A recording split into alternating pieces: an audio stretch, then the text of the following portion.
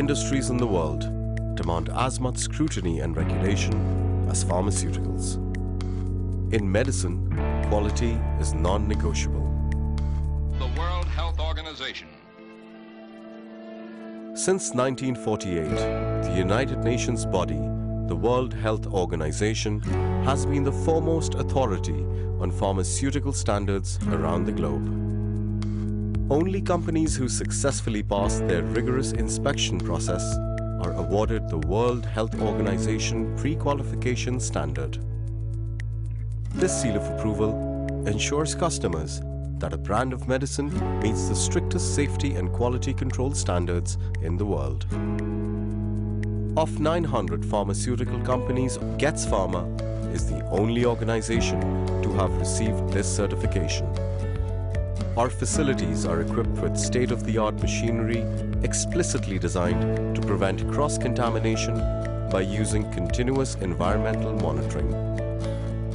All our raw materials are procured solely from WHO or US FDA-validated suppliers and are carefully audited before they are declared compliant.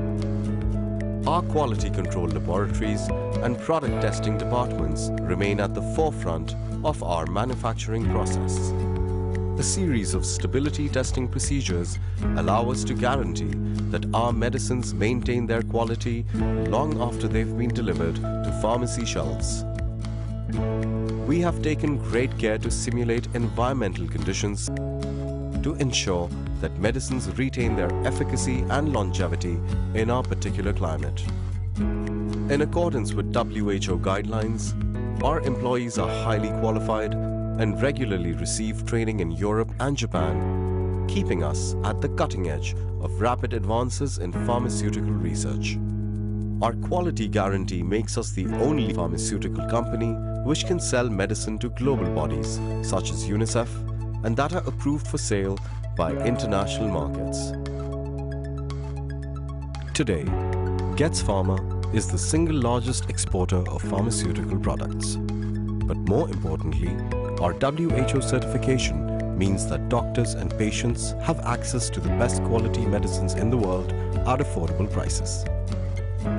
At Getz Pharma, we are proud of this achievement. We believe that our people deserve the same access to quality medicines and medical care the world over. Because where you live should not decide if you live.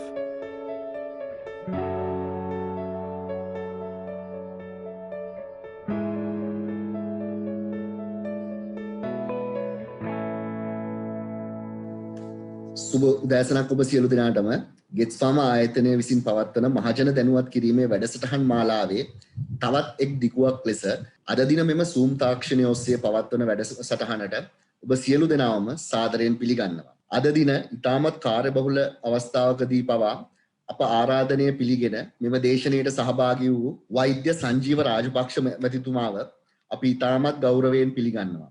වෛද්‍ය සංජීව රාජපක්ෂ මහතා MBBS MD, MRCP UK, MRCP London එතුමා හෘද රෝග පිළිබඳ විශේෂඥ වෛද්‍යවරයෙකු ලෙස උතුරු කොළඹ ශික්ෂණ රෝහලේ දැනට සේවය කරනවා. දෙස් විදෙස් අත්දැකීම් වලින් ඉතාමත් බහුල වෛද්‍ය සංජීව රාජපක්ෂ හෘද රෝග පිළිබඳ විශේෂඥ වෛද්‍යතුමන් මෙම දේශනයට මා ඉතාමත් ගෞරවයෙන් ආරාධනා කරනවා. සුබෝදෑසනක් මම හිතනවා ඔබ සියල්ලට මාව හෙනම ඇති කියලා. මුලින්ම මම ස්තුතිවන්ත වෙන්න ඕනේ ගෙට්ස් ෆාමා ආයතනයට මෙම අවස්ථාව මට ලබා දීම සම්බන්ධයෙන්. මෙම කාලීන මාතෘකාව පිළිබඳ ඔබව දැනුවත් කිරීමට අවස්ථාවක් මට ලබා දීම සම්බන්ධයෙන්. මගේ ඇත්තටම මාතෘකාව වෙලා තියෙන්නේ අද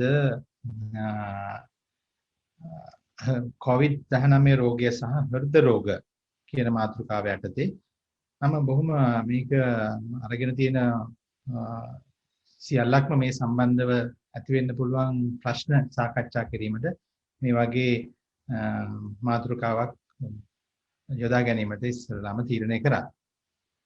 ඔබ සියල්ලම දන්නවා මේ COVID-19 අපි සාමාන්‍යයෙන් කතා කරන විදිහට COVID-19 සහ හෘද රෝග අතර ඉතා ළඟ සම්බන්ධයක් තියෙන බව.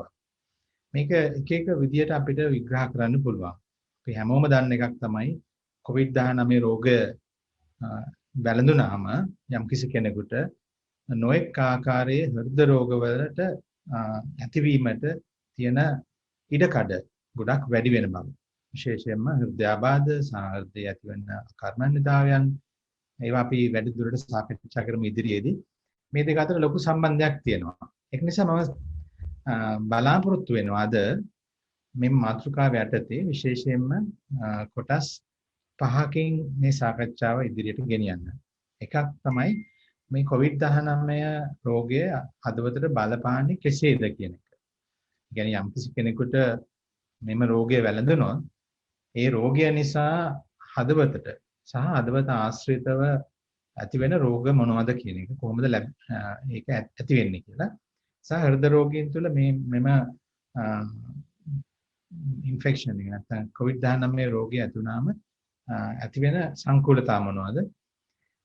මේ රෝගයේ අනිත් රෝග සඳහා සහ හෘද රෝග සඳහා ඇතිවලා තියෙන දැනට බලපෑම් ලංකාව විතරක් නෙමෙයි අනිත් ලෝකේ රටවල් වලත් මේක දරුණුවට මේ රෝගය නිසා අනිත් රෝගවලට දැඩිසර බලපෑම් ඇති වෙලා තියෙනවා. ඒක ඍජුව වෙන්න පුළුවන්. එහෙම නැත්නම් වක්‍රාකාරයෙන් වෙන්නත් පුළුවන්.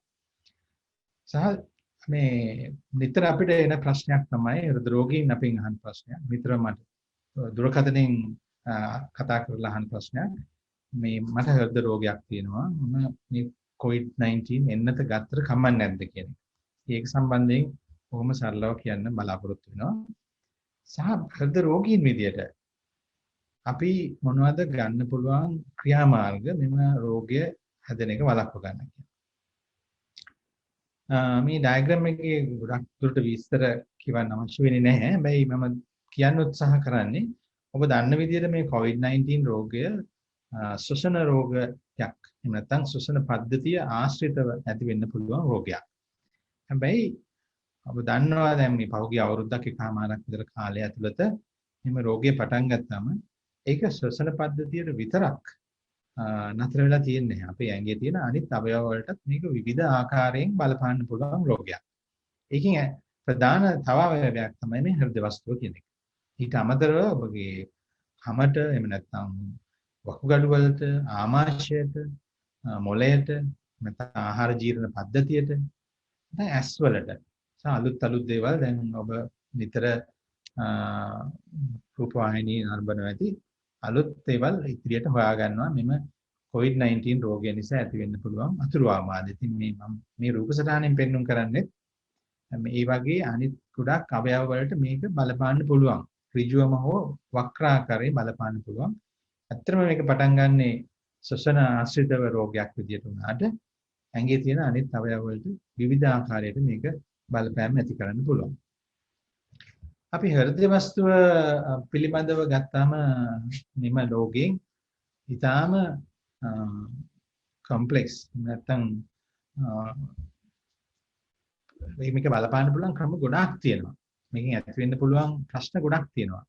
ඉතින් ඒක අපි තරමක් දුරට මේ වෙනකොට අඳුනගෙන තියෙනවා. මේ 100%ක්ම COVID-19 රෝගයෙන් හෘද වස්තුවට හෝ අනිත් ඇඟේ තියෙන අවයව වලට ඇති වෙන බලපෑම් අපි හරියටම අඳුනගෙන නැහැ. මොකද මේක දැනට අපි දැනගෙන අවුරුද්දක් වගේ පොඩි කාලයක් සාමාන්‍ය රෝගයකින් ඇතිවෙන අතුරු ආබාධ හෝ ඒකින් ඇතිවෙන සංකූලතා අඳුරගන්නේ පරීක්ෂණ කරලා. ඉතින් පරීක්ෂණ කරන්න තරම් ඉන්න ලොකු කාලයක් මේ රෝගය අපේ අතර තිබිලා නැහැ.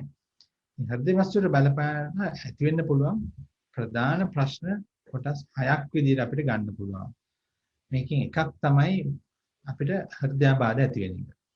අපි හැමෝම අහන දෙයක් තමයි දැන් මෙම රෝගය ඇති වුණාම අපිට හෘදයාබාධ ඇති වෙන්න පුළුවන් ඉඩකඩ නැත්නම් හැකියාව වැඩි වෙනවා. ඒක ඇත්ත. ඒක ඇති වෙන්න පුළුවන් ඒ ක්‍රම ගොඩක් තියෙනවා. එකක් තමයි මෙම වෛරස් එක නිසා අපේ හෘද වස්තුවේ ලේ ගෙනියන කිරීටක ධමනි වල ලේ කැටි හැදෙන්න පුළුවන්. ඒක හැමෝම දන්නවා මෙම රෝගය ඇති වුණාම අපේ ඇඟේ තියෙන රුධිර වාහිනී සමහරට ධමනි වෙන්න පුළුවන්. එහෙම නැත්නම් ශිරාවන් වෙන්න පුළුවන්.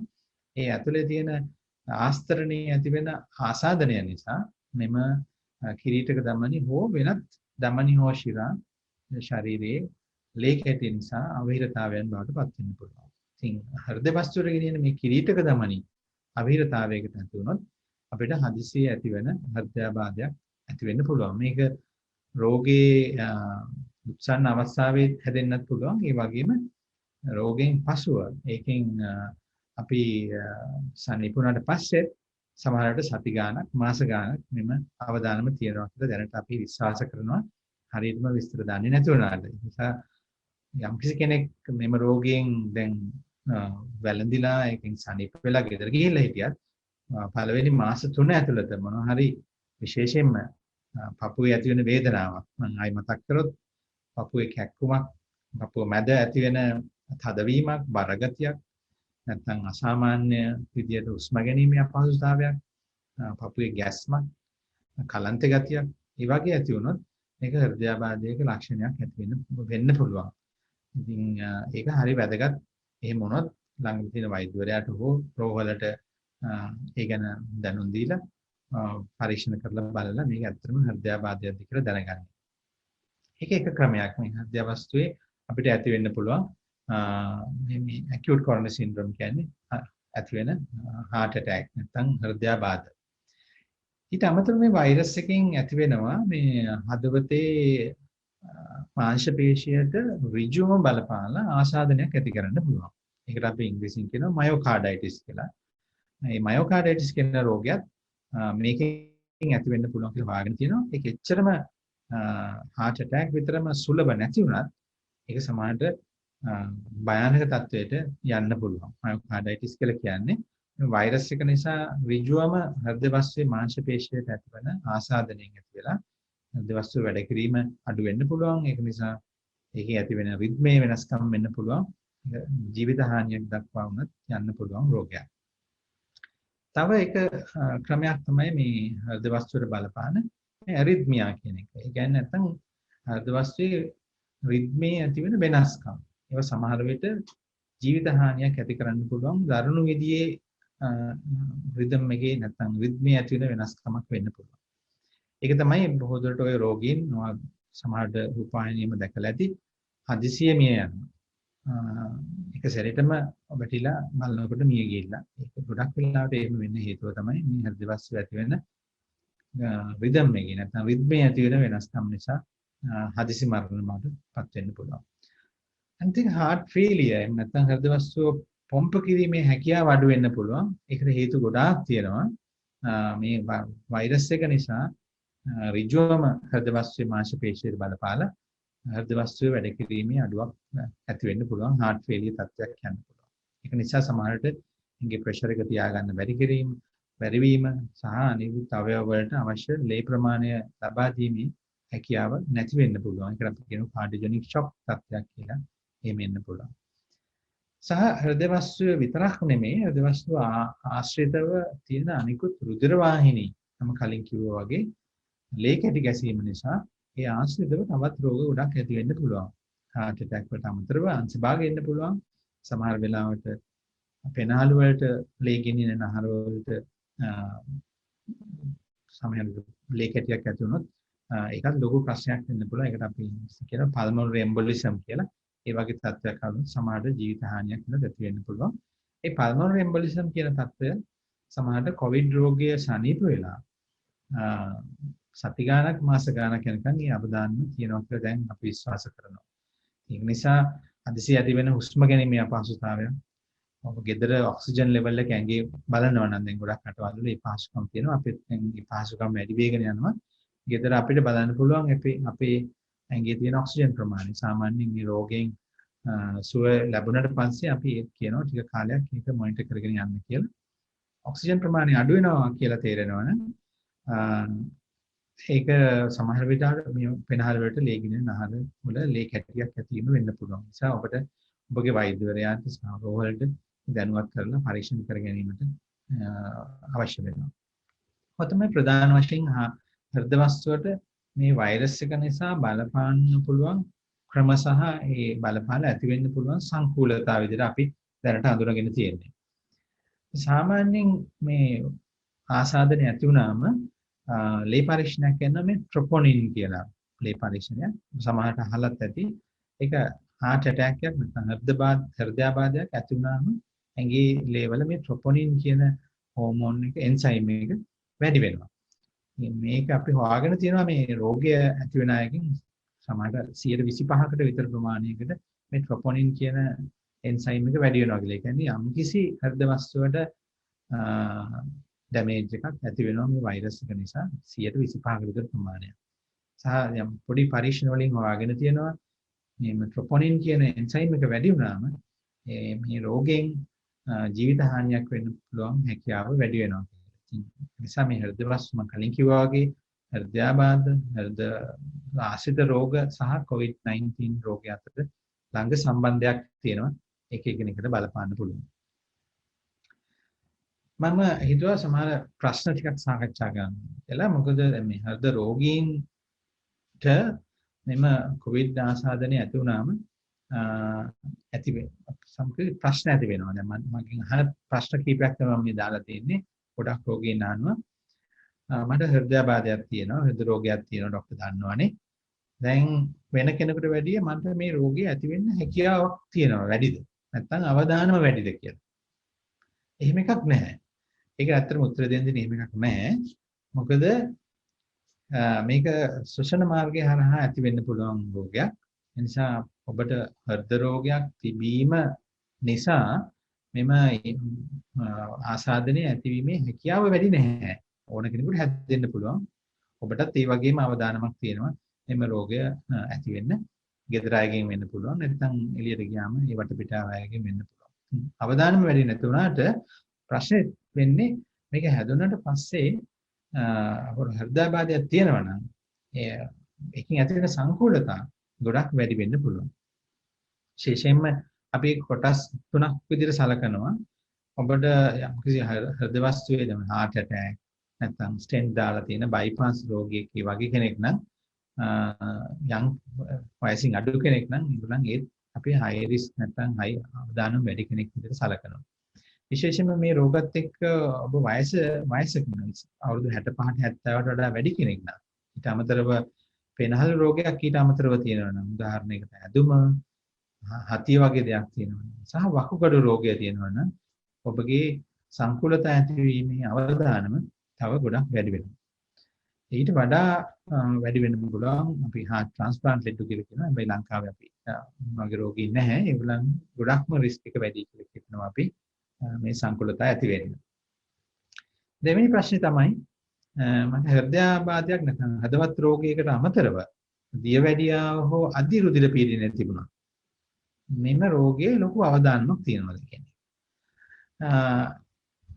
ඒකට උත්තරේ ඔව් කියන එක. මොකද දැන් ඔබට හෘදයාබාධයක් හෝ හදවත් රෝගයකට අමතරව දියවැඩියාව එහෙම නැත්නම් අධික රුධිර පීඩනය hypertension කියන රුධිර පීඩනය හෝ දෙකම තියෙනවා නම් ඔබගේ මේක නිසා ඇති වෙන්න පුළුවන් සංකූලතා ප්‍රශ්න ඇති වෙන්න පුළුවන් ප්‍රමාණය ගොඩක් වැඩි කියලා දැන් අපි හොයාගෙන තියෙනවා.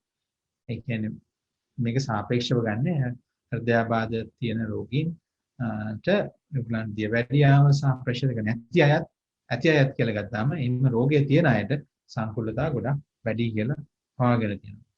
මේ සමග පරීක්ෂණ වලින් හොයාගෙන තියෙනවා දැන් මේ හැදෙන රෝගීන් ගොඩක් සංකූලතා ඇති වෙන රෝගීන්ගේ 90%කට විතර යම් කිසි මොකක් හරි මේ වගේ වෙනත් රෝගයක් තියෙනවා. උදාහරණයකට ප්‍රෙෂර් නැත්නම් අධික රුධිර පීඩනය 50%කට විතර තියෙන්න පුළුවන්. මේ හැදෙන රෝගීන්ගේ. ඊට අමතරව ස්ථූලභාවය තියෙන්න පුළුවන්. පෙනහළු වල ඇති වෙන රෝගය තියෙන්න පුළුවන්. දියවැඩියාව තියෙන්න පුළුවන්. නැත්නම් හෘද වස්තුව සම්බන්ධ රෝග වෙන්න පුළුවන්. ඉතින් මේවා ගොඩක් ලොකු ප්‍රමාණයකට තියෙනවා මේ රෝගී මේ COVID-19 රෝගයේ අතුරුආබාධ ඇති වෙන අයට. ඒ වගේම දැනගන්න ඕන අනිත් තව පොයින්ට් එකක් තමයි මම මෙතනින් පෙන්වන්න උත්සාහ කරලා තියෙන්නේ. දියවැඩියා රෝගීන් මම කලින් කිව්වා වගේ ඒගොල්ලන්ගේ අවදානම ගොඩක් වැඩි. ඒගොල්ලන්ගේ ජීවිත හානියක් වෙන්න තිබීමේ හැකියාව ගොඩක් වැඩි. විශේෂයෙන්ම ඔබගේ රුධිර සීනි මට්ටම පාලනයක් නැත්නම්. ඒක නිසා ඊටාම වැදගත් මේක ආයේ මෙතනත් මම කියන්න ඕනේ. ඔබ දියවැඩියාවට හෝ අධික රුධිර පීඩනයට දැනට ඖෂධ භාවිතා කරන කෙනෙක් නම් ඒව නොකඩවා පිළිවෙලට අරගෙන ඇඟේ සීනි ප්‍රමාණය සහ ප්‍රෙෂර් එක හරියටම පාලනය කර ගැනීම ඉතාම වැදගත්. ඒක නිසා ඔබට මෙම COVID-19 රෝගය වැළඳුණා ඒකෙන් ඇතිවෙන සම්පූර්ණතාව අඩු කර ගැනීමේ හැකියාවක් තියෙන බව පරීක්ෂණ වලින් ඔප්පු කරලා තියෙනවා. මේ පින්තූරය ඇත්තටම මේ ඉන්දියා ටයිම්ස් ඉන්දියාවේ පත්තරයකින් ඒකෙත් කේරළ ප්‍රාන්තයේ මේගොල්ලන් අඳුරගෙන තියෙනවා ගොඩාක් මිනිස්සු මැරෙන්න හේතුව මේ COVID-19 රෝගේ මැරුණ අයගෙන් ගොඩාක් අයට දියවැඩියාව සහ ප්‍රෙෂර් එක තියෙනවා කියලා.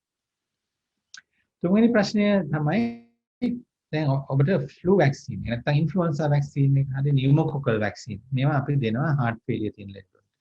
නැත්නම් ගොඩක් කාලයක් සිට හෘද වස්තුව සම්බන්ධ රෝග තියෙන අයට අපි මේ වැක්සින් දෙනවා. මොකද ඒගොල්ලන්ට නියුමෝනියා තත්ත්වයක් හැදෙන එක නතර කරගන්න. ඒකෙන් මොන හරි ආරක්ෂාවක් තියනවද මේ COVID-19 වෛරස් එකට? එහෙම එකක් නැහැ.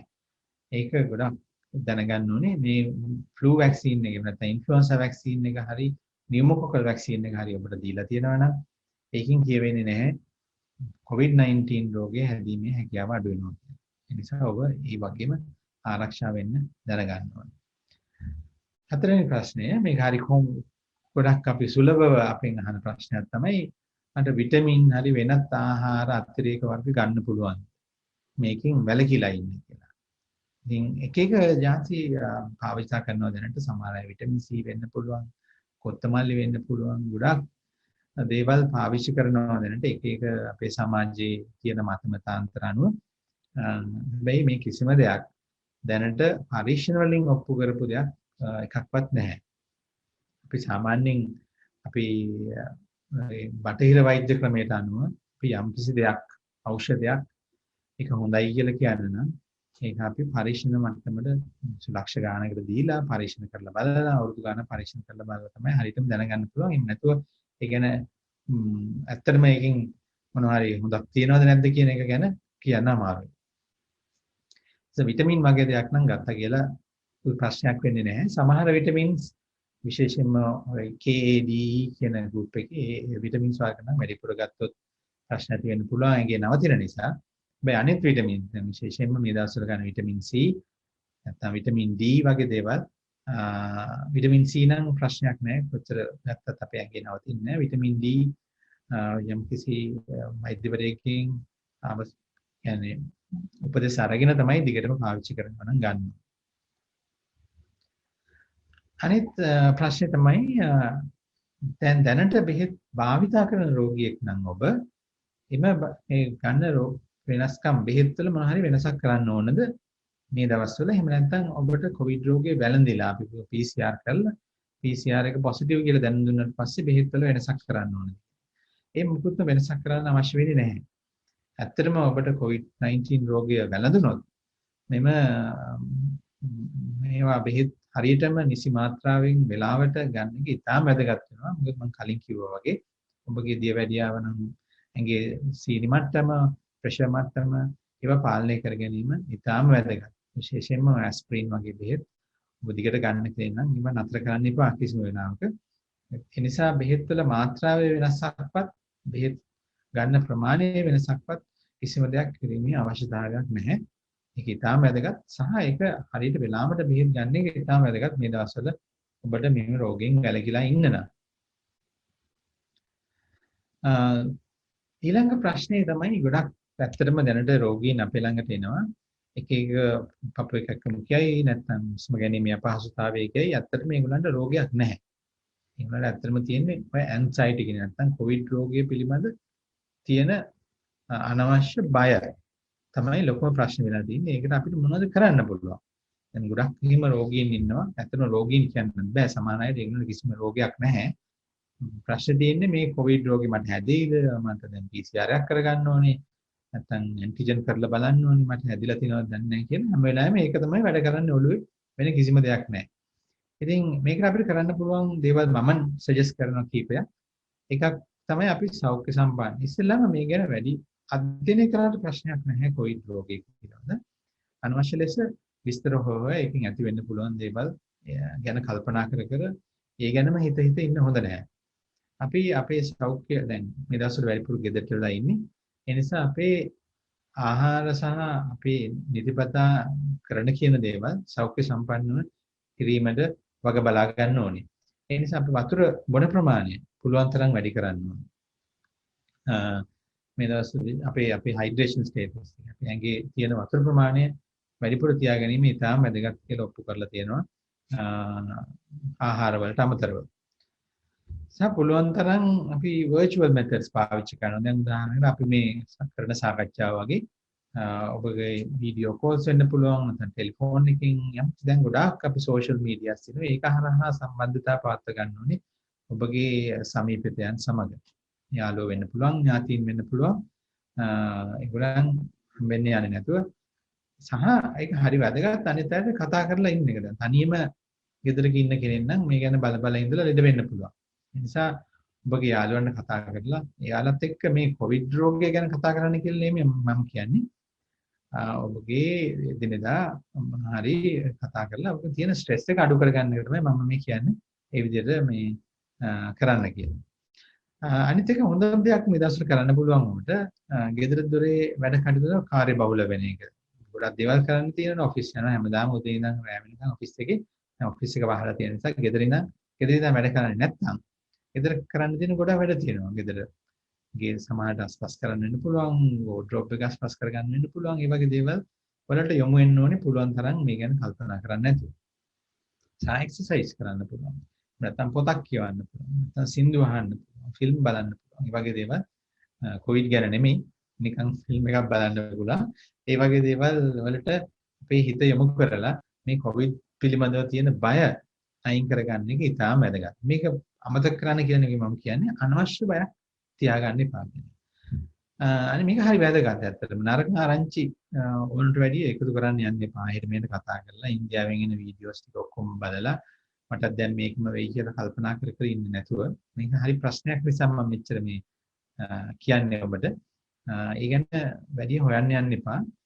රෝගය පිළිබඳ දැනුවත් වීම ඉතාම වැදගත්. රෝගයෙන් වැළකීලා සිටින විදිය ගැන දැනුවත් වීම ඉතාම වැදගත්.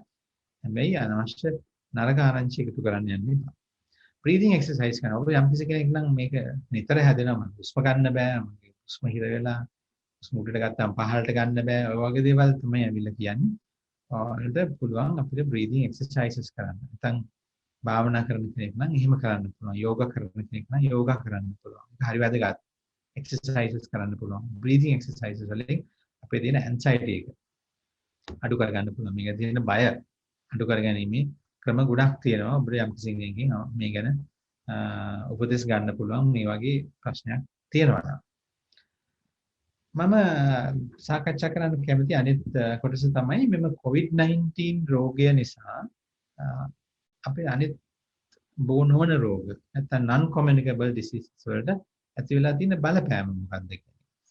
ලොකුම බලපෑම තමයි දැන් වදන්නවා හැමෝම දන්නවා මේ non communicable disease නැත්නම් බෝ නොවන රෝග කියන එක තමයි ලංකාවේ දැනට ඇති වෙන මරණ වලින් 80%කට හේතු වෙන්නේ.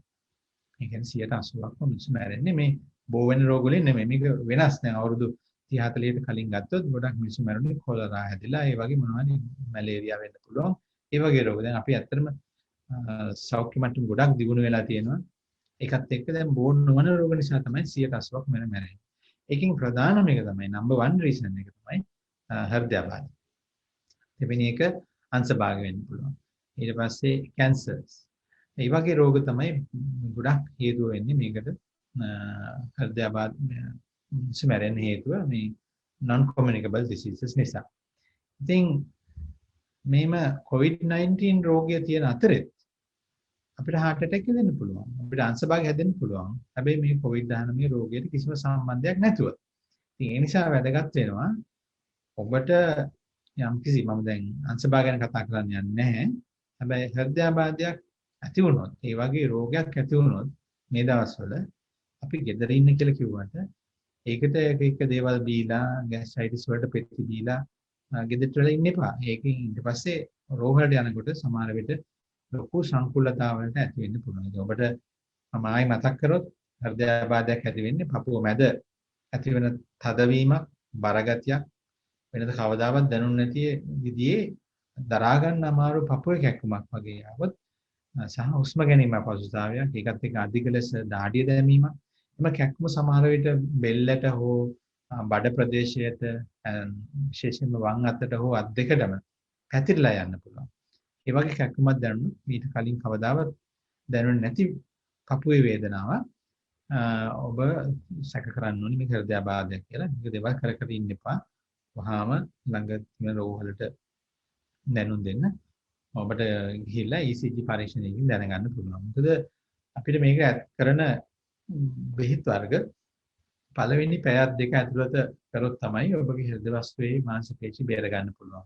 නැත්නම් ඊට පහුවෙනිදා හොස්පිටල් එකට ගිහිල්ලා වැඩක් නැහැ. වෙනකොට වෙන්න පුළුවන් ඩැමේජ් එක වෙලා ඉවරයි.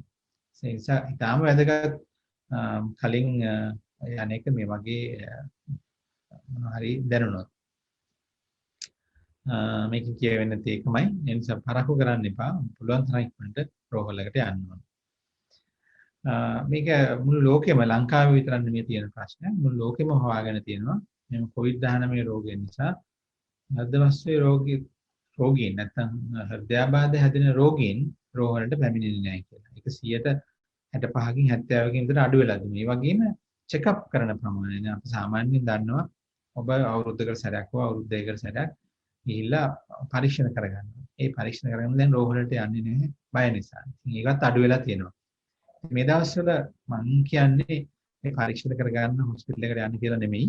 හැබැයි ඔබට සම්කිසි පපුවේ වේදනාවක් හුස්ම ගැනීමේ අපහසුතාවයක් දැනුනොත් ඒක හෘදයාබාධයක් වෙන්න පුළුවන්. ඒක පරීක්ෂා කරන්න නැතුව රෝහලකට ගිහිල්ලා පරීක්ෂණ කරගන්න ඕනේ. මේ අවශ්‍ය ඒ ප්‍රතිකර්ම කරන්න අපේ රාජ්‍ය සහ පෞද්ගලික රෝහල්වල පහසුකම් වෙනම සලසලා තියෙනවා. මේ COVID-19 රෝගිය හැදෙන්නේ නැතුව ඔබ රෝහලට ගියොත් පොඩි අවදානමක් තියෙනවා ඒක ඇති වෙන්න හැදෙන්න.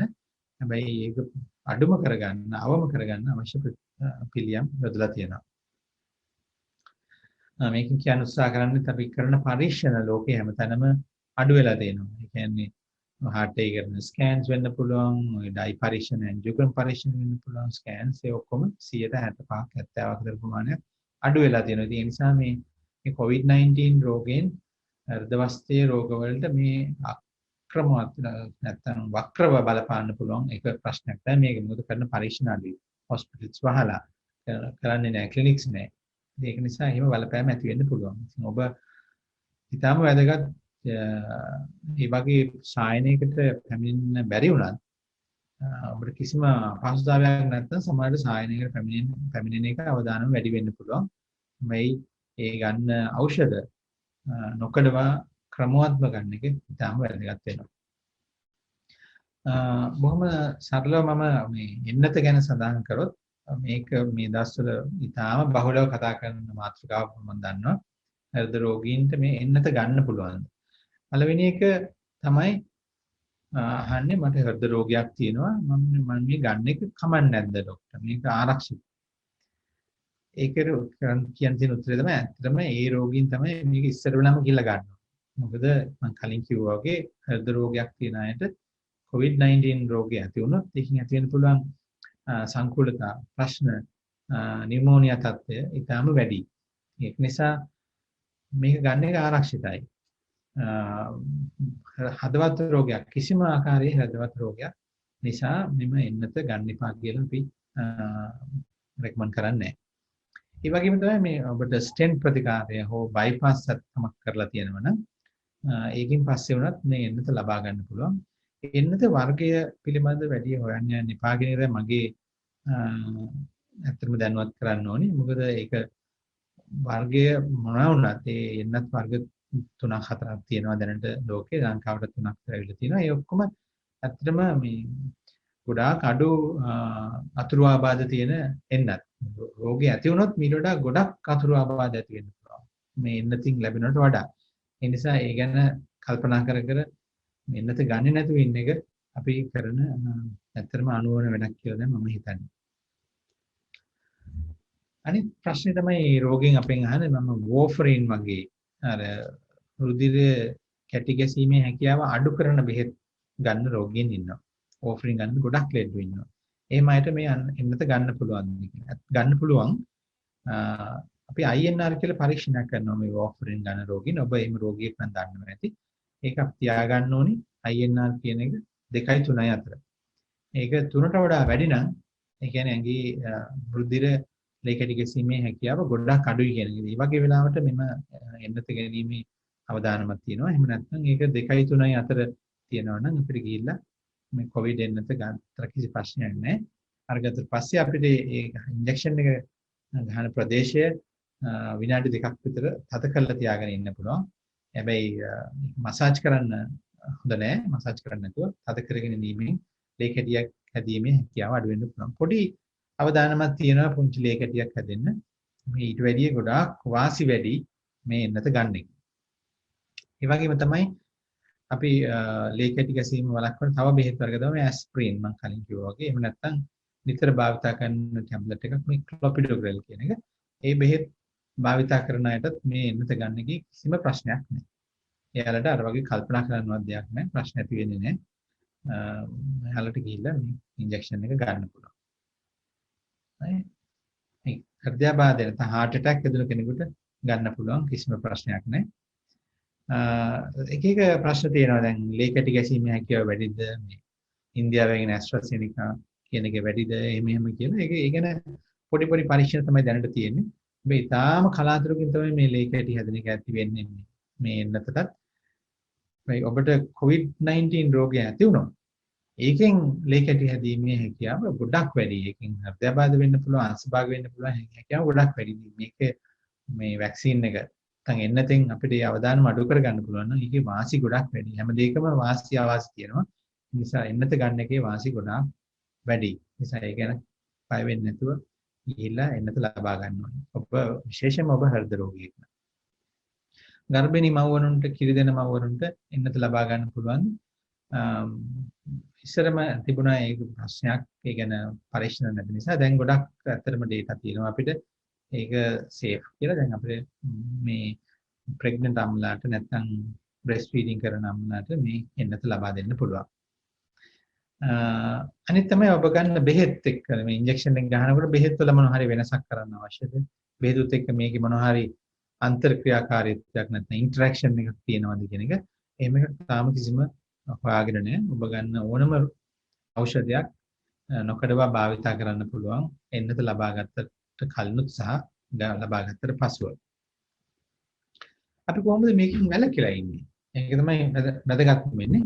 මේක ඇත්තටම හෘද රෝගියා සහ ඔබගේ පවුලේ අනිත් අය දැනගන්න ඕන දෙයක්. මොකද සමහර හෘද රෝගියෙක් නම් ඔබගේ ආරක්ෂාව සලසා ගන්නවා වෙන්න පුළුවන්. ඒ වගේම ඔබගේ ගෙදර ඉන්න අනිත් අය. ඒ වගේම ගෙදරට මේ වෛරස් එක නොගෙනෙන්න කරන්න ඕනේ සියලුම දේවල් කරන්න ඕනේ. ඒක ඉතාම වැදගත්. මොකද තනියම කරන්න පුළුවන් දෙයක් නෙමෙයි මේක. නිසා මේ කොරෝනා රෝගය නැත්නම් COVID-19 රෝගය ඇති වෙන්නේ කොහොමද? මේකෙන් ඇති වෙන රෝග ලක්ෂණ මොනවද? ඒ කියන්නේ උණ කැස්ස, උගුර වේදනාව, සෙම්ප්‍රතිශ්‍යාව, හුස්ම ගැනීම අපහසුතාව, ඒ වගේ ලක්ෂණ ගැන දැනගන්න ඕනේ. ඒකෙන් ඇති වෙන සංකූලතා ගැන දැනගන්න ඕනේ. ඊට පස්සේ ආරක්ෂා වෙලා ඉන්න ක්‍රම දැනගන්න. ඉතින් මේක කියවන්න දේවල් ඕන තරම් තියෙනවා ඔබට. සෞඛ්‍ය අමාත්‍යාංශයේ මේ වගේ ලීෆ්ලට් ගොඩක් දැනට රිලීස් කරලා තියෙනවා. ඉතින් ඒවා කියවන්න පුළුවන්. මම මේ නිකන් ලීෆ්ලට් කීපයක් තමයි ඔබට පෙන්නන්නේ. මේ හැම දෙයකින්ම අපි කියන්න උත්සාහ කරන්නේ එකම දේ. ඔබ ආරක්ෂා ඉන්න ඕනේ තව කෙනෙකුට මේ වෛරස් එක නොදෙන්න. දැත්සේදී මේ ඇති වෙන තියෙන වාසි ඊට පස්සේ මේකෙන් පෙන්වන්න කරන්නේ ඒව තමයි. මගේ සහ ඔබ වැඩ කරන තැන වටපිටාව කොහොමද හදාගන්නේ සහ ඔබේ ගෙදර පරිසරය කොහොමද ඇති කරගන්නේ මේ ආරක්ෂිත පරිසරයක් ඇති කරගන්නේ මේ රෝගයෙන් වළක්වන්න කියලා. මන්ට තව විනාඩි 5ක් විතර තියෙනවා ඇත්තටම. මම කැමති ඊට පස්සේ කියන්න දැන් ඔබට මේක ඇත්තටම COVID-19 රෝගයට විතරක්ම සම්බන්ධ එකක් නෙමෙයි. ඔබට හැබැයි මේ දවස්වල මේ ගැන හිතන්න පුළුවන් වෙලාවක් තියෙන නිසා මම මේක ඉන්ට්‍රොඩියුස් කරන්නේ මේ Super 8 කියන concept එක. Super 8 කියලා ෆිල්ම් එකක් මට අහලා තියෙයි. මේක ෆිල්ම් එක නෙමෙයි. මේක අපිට අපේ සෞඛ්‍ය සම්පන්න දිවියකට ලයිෆ් එකකට අපිට කරන්න පුළුවන් සිම්පල් ක්‍රම 8ක් තමයි මම කියන්නේ. පළවෙනි එක තමයි අපේ ඇඟේ BMI කියන එක අවශ්‍ය ප්‍රමාණයට නැත්නම් ඇඟේ බර ප්‍රමාණය උසට සරිලන බරක් තබා ගැනීම. මේක දිහාට ගොඩක් දේවල් කරන්න තියෙනවා. ඔබගේ ආහාර පාන ගැන අවධානය යොමු කරන්න ඕනේ, ව්‍යායාම කරන්න ඕනේ. සහ මේ BMI කියන එක ඔබ දන්නවා කැල්කියුලේට් කරන්න කොහොමද කියලා. ඒක 23ක් තමයි අපි තියාගන්න ඕන ප්‍රමාණය. අපිට මෙන්න මේ 18.5 24.9 අතරවත් තියාගන්න පුළුවන් නම් ඒක තමයි normal range එක. අපේ body weight එක maintain කරගන්න එක. ඒකෙන් ඇත්තටම මේ රෝගී ඇති විශේෂයෙන් COVID-19 රෝගය වෙන්නත් පුළුවන්. ඇතිවීමේ හැකියාව අඩු කරගන්න පුළුවන්.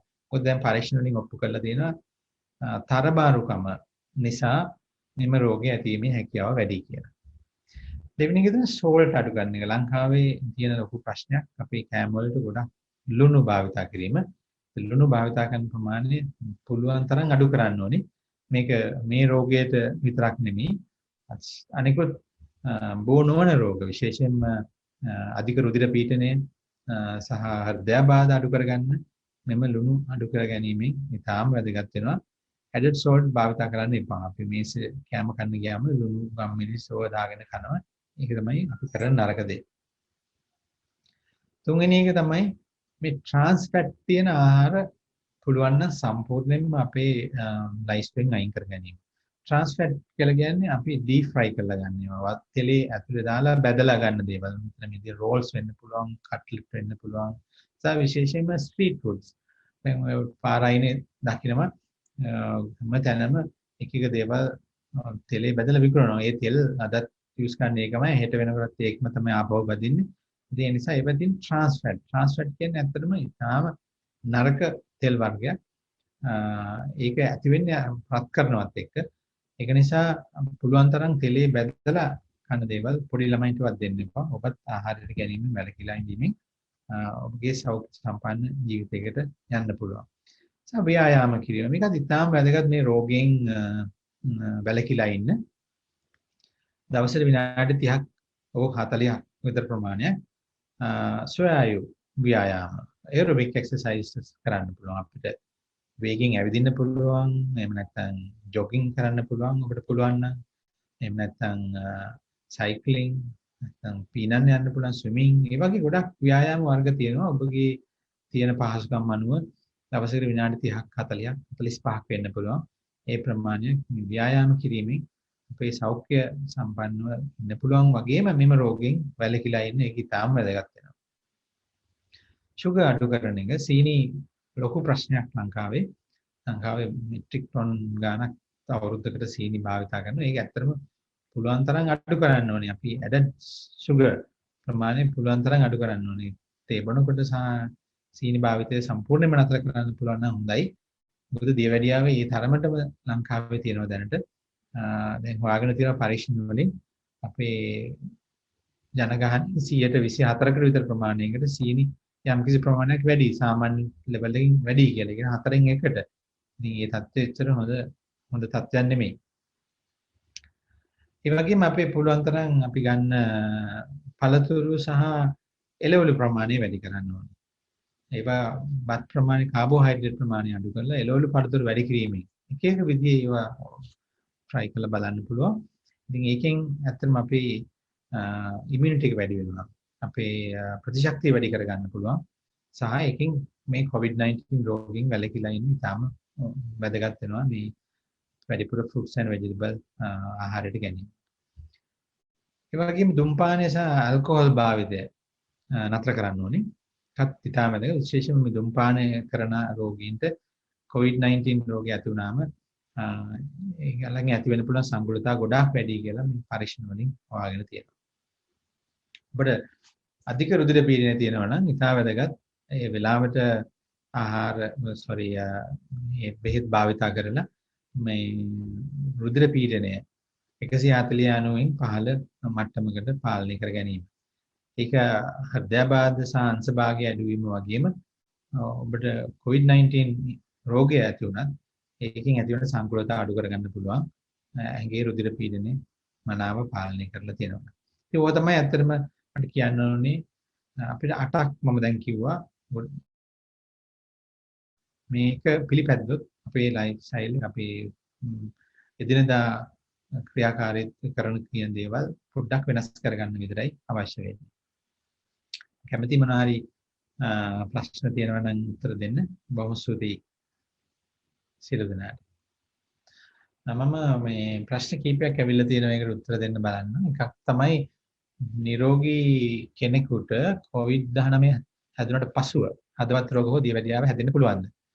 මම මේ ගැන පොඩ්ඩක් සඳහන් කරා කලිනුත් COVID-19 රෝගය හැදිලා ඔබ සුව වෙලා නම් ඉන්නේ. විශේෂයෙන්ම පළවෙනි සති කීපය. සමහර දැන් හිතනවා මාසයක් දෙකක් විතරක් වෙන්න පුළුවන් කියලා. ඒ කාලය තුළද හෘදයාබාධයක් ඇතිවීමේ හැකියාවක් තියෙනවා. සාමාන්‍යයෙන් උඩ වැඩි. මොකද ඒක හේතුව තමයි අර ලේ කැටි ගැසීමේ අවදානම තියෙන නිසා. ඒ නිසා හදවත් රෝගයක් ඇති වෙන්න පුළුවන්ද? ඔව් ඒක ඇත්ත. එහෙම ඇති වෙන්න පුළුවන්. ඒ නිසා තමයි ඒ ගැන අවධානයෙන් ඉන්න ඕනේ. දියවැඩියාව හැදෙන්න පුළුවන් කියන එක මම දන්න විදිහට නම් එහෙම ඔක්කොවත් ඔප්පු කරලා නැහැ. දියවැඩියාව හැදෙන්න පුළුවන්. ඇත්තටම අපි මේ සීනි භාවිතා කරන එක අඩු කරගන්න ඕනේ. ඒකට කරන්න තියෙනවා. තව ප්‍රශ්නයක් අහලා තියෙනවා. Doctor, thank you very much for the program. Please kindly let me know the difference between Indian and local variant of the virus. ඒක ඇත්තටම මේ වෛරස් එක ගැන ගොඩක් දේවල් තියෙනවා කතා කරන්න. ඒක මගේ සබ්ජෙක්ට් එක නෙමෙයි. අද අපි කතා කරන්නේ හෘද රෝග නිසා. ඇත්තටම ඉන්දියන් වේරියන්ට් නෙමෙයි මේ කියන එක දවසින් දවස වෙනස් වෙන්න පුළුවන්. ඒකේ ජෙනටික් මැටීරියල් එක වෙනස් වෙනවා කාලයත් එක්ක. විශේෂයෙන්ම දැන් අපි ඒකට බෙහෙත් කරනවා, ඒකට වැක්සින් දෙනවා. ඒවත් එක්ක ඇති වෙන බලපෑම් නිසා අලුත් වේරියන්ට්ස් ඇති වෙන්න පුළුවන්. දැන් ඉන්දියාවෙන් අපිට මට පැතිරෙන්න පුළුවන් වැඩිපුර සංකූලතා ඇති කරන්න පුළුවන් වේරියන්ට් එකක්. ඒ වගේම ඊට අනිතර තව එකක් එන්නත් පුළුවන්. නිසා ඒක ඕනම සමාජයක ඕන තැනකින් අලුත් දේවල් ඇති වෙන්න පුළුවන් එකක්. තව ප්‍රශ්නයක් අහනවා ඇස්ප්‍රින් භාවිතා කරන එක. මම මේක ගැන කිව්වා. දැන් සමහර අය බයට නිකන් ඇස්ප්‍රින් ගන්නවා. ඉතින් ඒක කොහෙවත් පරීක්ෂණ වලින් ඔප්පු කරලා නැහැ. එහෙම නිකන් ඇස්ප්‍රින් ගත්තා කියලා අපිට මේ COVID-19 රෝගේ හැදීමේ හැකියාව අඩු වෙනවා කියලාවත් ඒකෙන් ඇති වෙන සංකූලතා අඩු වෙනවා කියලාවත් පෙන්වන්න කරලා පරීක්ෂණ වලින් ඔප්පු කරලා නැහැ. ඊට ලේක් කැටි ගැසෙන නිසා තමයි ඇස්ප්‍රින් භාවිතා කරන්නේ. ඒ වගේම මේ ප්‍රශ්නේ අහලා තියෙනවා අතුරු ආබාධ ඇති වෙන්න පුළුවන්ද කියලා. ඔව්. ඇස්ප්‍රින් ගැනීමෙන් අතුරු ආබාධ ඇති වෙන්න පුළුවන්. ගොඩක් නිතරම ඇති වෙන එක තමයි අතරම මේ ગેස්ට්‍රයිටිස් වගේ ඔබගේ ඇසිඩ් තත්ත්වය වැඩි වෙලා බඩ දැවිලි එහෙම වෙන්න පුළුවන් එක. නැත්තම් දිගටම භාවිතා කරොත් බඩේ තුවාල ඇති වෙන්න පුළුවන්. ලේ ගැලීම් ඇති වෙන්න පුළුවන් හැකියාව තියෙනවා. ඇස්ප්‍රින් කියන එක එච්චර ලොකු ගොඩාක් ප්‍රශ්න තියෙන ඖෂධයක් නෙමෙයි. ගැනීමේ ලොකු වාසියක් නැහැ. ඔබ ඇස්ප්‍රින් භාවිතා කරන කෙනෙක් නම් ඔබ දිගටම භාවිතා කරන්න ඕනේ ඇස්ප්‍රින්. එහෙම නැතුව මේකෙන් ඇති වෙන සංකූලතා නතර කරන්න කියලා ඇස්ප්‍රින් ගන්න කියලා අපි කියන්නේ නැහැ. මොකද ඒක ඔප්පු කරලා නැති නිසා. Any special precautions to be taken by the CVD patients to prevent COVID? ඒ කියන්නේ මේ රෝගේ තියෙන අයට ආය හැදෙන එක ලක්ව ගන්න මොනවද කරන්න ඕනේ කියලා මම ඒ ගැන ඇත්තටම කතා කරා. ඒක තමයි ප්‍රධාන වශයෙන් අපි කතා කරේ. මේ COVID රෝගීන්ට හෘදයාබාධ තියෙන රෝගීන්ට COVID රෝගය ඇති වෙන එක බලක් ගන්න කොහොමද කියලා. මම හිතනවා මම කිසි දෙයක් ඔබට දුන්නා කියලා මේ සම්බන්ධයෙන්. COVID-19 රෝගය විතරක්ම නෙමෙයි අපේ ලයිෆ් ස්ටයිල් එක වෙනස් කරගෙන අපි සෞඛ්‍ය සම්පන්නව කොහොමද ජීවත් වෙන්නේ. මෙම ලංකාව සහ මේ දකුණු ආසියාතික රටවල තියෙන ලොකුම ප්‍රශ්නයක් වෙලා තියෙන මේ බෝනෝන රෝග වලින් අපි කොහොමද ගැලවිලා ඉන්නේ කියලා. මොකද ප්‍රෙෂර් එකත් නැත්නම් අධික රුධිර පීඩනය දැනට 25%කට කිට් වෙන ප්‍රමාණයක් ලංකාවේ තියෙනවා. දියවැඩියාවත් ඒ වගේම ප්‍රමාණයක් තියෙනවා. ඉතින් ඒකම තමයි හේතු වෙන්නේ. හෘදයාබාධ වලින් දවසකට අපි මේ කියන්නේ මේ වගේ බෝනෝන රෝග වලින් දවසකට මිනිස්සු 350ක් 400ක් විතර ලංකාවේ මැරෙනවා. කොවිඩ් රෝගය නිසා දැනට යයි 50ට අඩු වෙන්නේ දැන් දවස් 400ක් විතර මේ රෝගය නිසා මැරෙනවා. අපි ඒ ගැන ඇත්තටම ලොකු අවධානයක් යොමු කරන්න ඕනේ කියන එක තමයි මට ප්‍රධාන වශයෙන් කියන්න ඕනේ. බොහොම ස්තුතියි වෛද්‍යතුමනි. අප විශ්වාස කරනවා මෙම දේශනය ඔබ සියලු දෙනාටම ඉතා වටිනා දේශනයක් වූ බව. එසේම අප ආරාධනය පිළිගෙන මෙම දේශනය සිදු කර විශේෂඥ හෘද රෝග පිළිබඳ විශේෂඥ වෛද්‍ය සංජීව රාජපක්ෂ වෛද්‍යතුමන්ට අපගේ ගෞරවාන්විත ස්තුතිය මේ අවස්ථාවේදී පිළිගන්නවා. මෙම දේශනයට සහභාගී වූ ඔබ සැමටම ස්තුතියි.